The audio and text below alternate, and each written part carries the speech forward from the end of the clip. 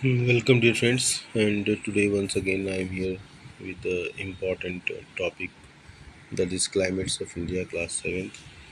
And I must welcome you and state to you that this change in books are very much appreciated by all those minds who supports and who believes that knowledge must integrate with the local knowledge. International knowledge is important, but ignoring local knowledge is quite dangerous, as the generation will won't be in a position to love their own country, motherland. So, if you want to link the present generation with the India's glorious past, you need to incorporate that informations which are indigenous, and based on this indigenous knowledge only the coming generation can feel proud on their own country. तो अपने देश के प्रति अगर सम्मान की चाहत है हमें, अगर हम कुल मिलाकर अगर हम छोटे शब्दों में कहूँ कि अगर आप अपने बुढ़ापा को ठीक करना चाहते हैं तो भारत की ज्ञान परंपरा को आपको करिकुलम का हिस्सा रखना ही पड़ेगा। यद्यपि कि ये ज्योग्राफी है और ज्योग्राफी में बहुत कुछ उतना कहने और लिखने के लिए स्कोप नहीं होता है compare to SPL, social and political life and history. History में बहुत कुछ स्कोप है अपने इतिहास के बारे में, अपने पूर्वजों के बारे में जो अच्छी बातें हैं उनको आप लिख सकते हैं, लेकिन फिर भी इतिहास, ज्योग्राफी और हिस्ट्री वो एक भाई बहन का रिश्ता है और दोनों एक दूसरे को बहुत गहरे तक प्रभावित करते हैं। इस वीडियो को बनाने का पर्पस मेरा टीचिंग का पर्पस नहीं है कि बहुत सारे जो नोट्स हैं बच्चों को नहीं मिल पाते हैं, तो ये नोट्स के लिए मैंने ये वीडियो बनाया हुआ है। बहुत सारे फिजिकल फीचर्स जो हम लोग अलग अलग समय में अलग अलग, कभी 6 फिजिकल फीचर्स, कभी 5 फिजिकल फीचर्स, शुरू में हम लोगों ने 5 फिजिकल फीचर्स बच्चों को पढ़ाया था, फिर बाद में बीच में 6 फिजिकल फीचर्स पढ़ाया गया और उनके भी अपने पॉइंट्स हैं 6 फिजिकल फीचर्स के भी। तो फिलहाल हम 5 फिजिकल फीचर्स नए बुक में जो दिया गया है, और ये है फैक्टर्स डिटरमाइनिंग द क्लाइमेट।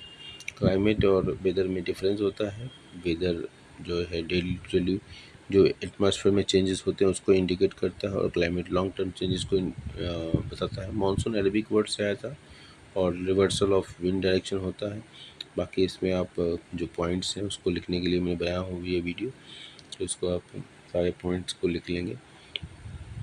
और क्लाइमेट किस प्रकार से इन्वायरमेंट को डैमेज करता है, और क्लाइमेट इन्वायरमेंट का ही एक पार्ट है। इन्वायरमेंट में जब की हम बात करते हैं तो हमारा सराउंडिंग जो सिस्टम होता है वो सारा कुछ इन्वायरमेंट का पार्ट होता है।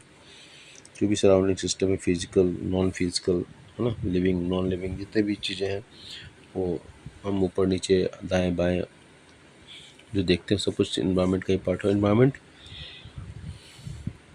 भी क्लाइमेट को प्रभावित करता है और क्लाइमेट भी इन्वायरमेंट को प्रभावित करता है। दोनों एक दूसरे का कॉम्प्लीमेंट्स हैं, कॉम्प्लीमेंट्री रोल में अदा करते हैं।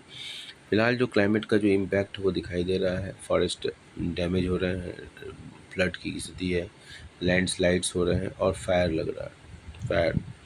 तो इस तरीके से क्लाइमेट के जो चेंजेस हैं वो ड्राउट की सिचुएशन क्रिएट करते हैं। इसके बाद इसमें कुछ इम्पॉर्टेंट वर्ड्स हैं जो कि एग्ज़ाम के पॉइंट ऑफ व्यू से इम्पॉर्टेंट है और सब्जेक्ट की नॉलेज के पॉइंट ऑफ व्यू से इम्पॉर्टेंट है, तो उनको आपको लिख लेना है नोट में, ये सारे पॉइंट्स।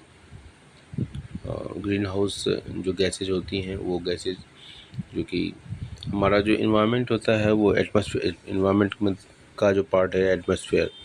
तो एटमॉस्फेयर जो होता है वो एक ब्लैंकेट की तरह काम करता है, वो कवर्ड समझ लीजिए आप इस एक प्रकार से।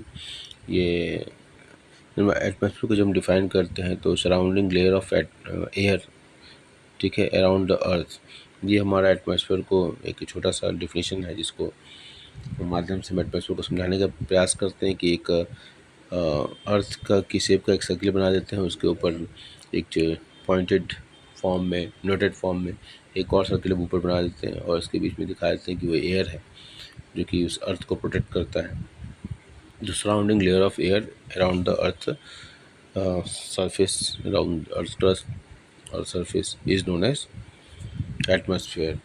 तो इसके बाद ये क्वेश्चंस हैं आपके, इंपॉर्टेंट क्वेश्चंस हैं, इसको आप लिख सकते हैं और नोट्स को स्ट्रॉन्ग बना सकते हैं। तो ये केवल, तो जैसा कि मैंने बताया कि आपको केवल इसका पर्पस क्या है, नोट्स राइटिंग के लिए है। और मैं कोशिश करूँगा कि हर सब्जेक्ट में हर लेसन का मैं इसी तरह कम से कम लेसन पढ़ा नहीं पाऊँगा, अगर टाइम नहीं है तो कम से कम इतना तो किया ही जा सकता है जिससे बच्चों को नोट्स के लिए भटकना ना पड़े।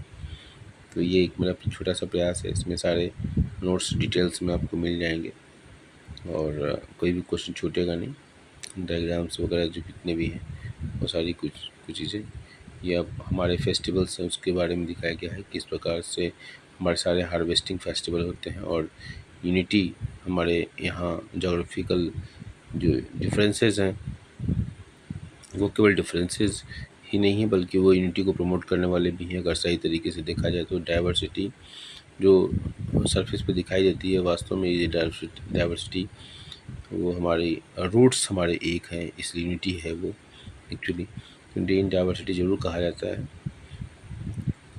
लेकिन वो यूनिटी ज़्यादा है, डाइवर्सिटी तो जोग्राफिकल डाइवर्सिटी दिखाई ज़रूर देती है, कोस्टल एरिया में, आइलैंड में, डेजर्ट में, माउंटेन्स में, तो ये डिफरेंसेस ज़रूर हैं लेकिन हम एक हैं, इस बात का सबूत है। और इसलिए अगर हम सही मायने में इस शिक्षा पद्धति को इस भारत से जोड़ेंगे तो जो हम लोग केंद्रीय विद्यालय संगठन में जो गीत गाया जाता है, तक्षशिला नालंदा का इतिहास लौट कर आएगा, भारत का स्वर्णिम गौरव केंद्रीय विद्यालय लाएगा, तो निश्चित रूप से केंद्रीय विद्यालय में वो क्षमता है जो नेशनल इंटीग्रेशन की जो बात होती है, जब कॉन्सेप्ट नेशनल इंटीग्रेशन का आता है तो केवल और केवल केंद्रीय विद्यालय संगठन, नवोदय विद्यालय संगठन जैसे जो विद्यालय हैं जो कि जिनका पैन इंडिया प्रेजेंस है और जिस पर सरकार का नियंत्रण है और सरकार भारत को जो मजबूत बनाने वाली जो सरकारें होंगी निश्चित रूप से केंद्रीय विद्यालय संगठन को और स्ट्रॉन्ग बनाएंगी। Thank you, have a nice day.